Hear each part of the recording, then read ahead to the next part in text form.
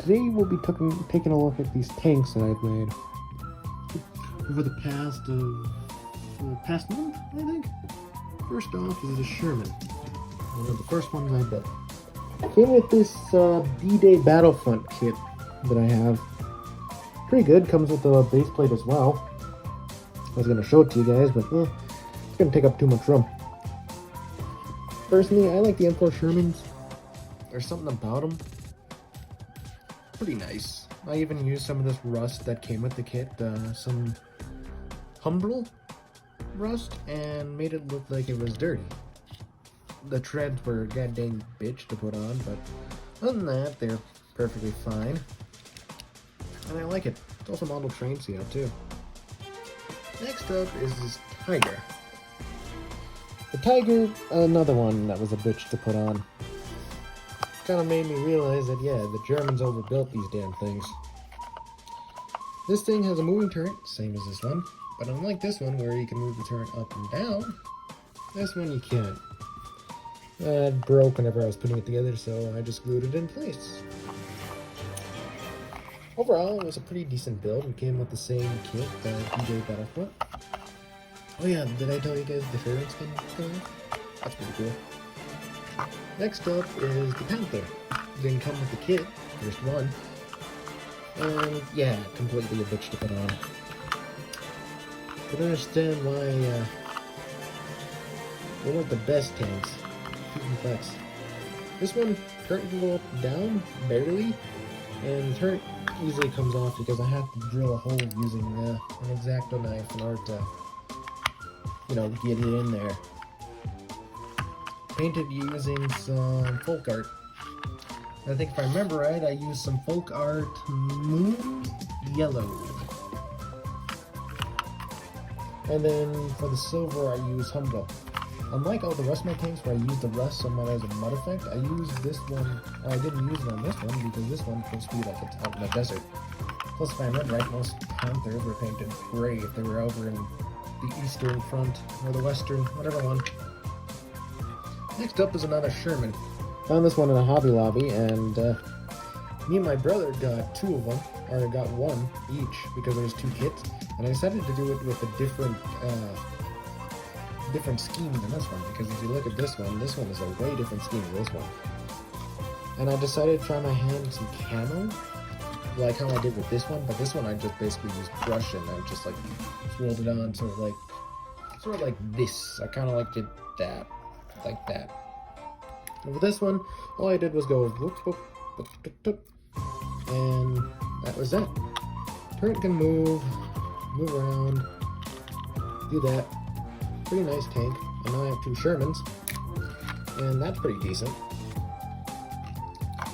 Next up is the T-34. I know right now Russia's at war with Ukraine, and I know the Russians aren't very that great, the Russian military. And because of this, I painted the Ukrainian flag, because if you didn't know it, historical fact, most T-34s at the very beginning of their run, whenever it was this variant, were built in Ukraine. So I decided to pay homage to that little fact. So technically it is a Soviet tank, but it is also technically a Ukrainian tank. So even though it may look Russian, on the inside it's all Ukrainian. Probably the reason why they're so good of a tank. Next up is the Buffalo.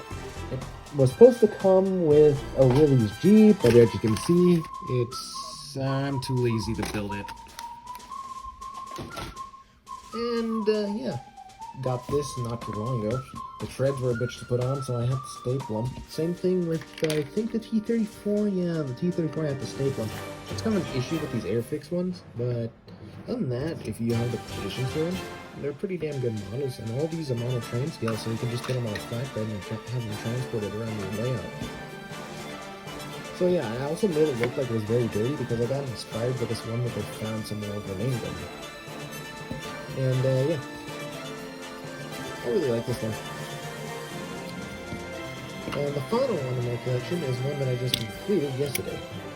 It's a Churchill.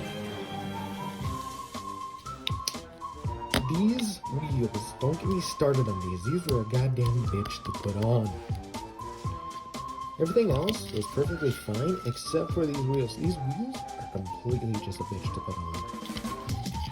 Turret can move along with the gun. It can also come off, so if you want to pretend like, oh, I got shot, you can put it on. And yeah. All these are supposed to be moving models, but I said it not.